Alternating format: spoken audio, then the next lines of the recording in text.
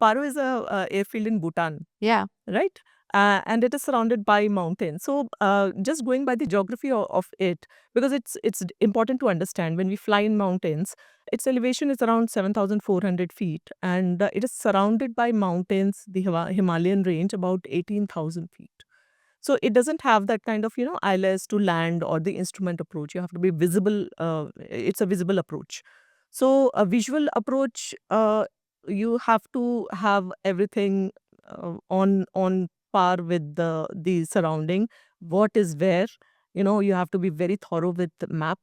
You have to be very very thorough with the changing weather, because when you fly in Yeah. mountains, the weather changes very fast. And then you are flying in valley. Most of the time we align to the runway from very far. We control the speeds and everything to land.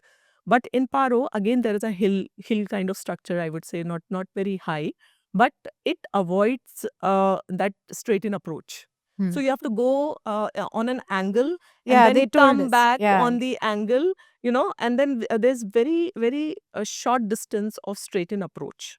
That again adds to the complexity of it. So these are some geographical things. But one more thing is that, like, when you fly in high altitude, the air density is less.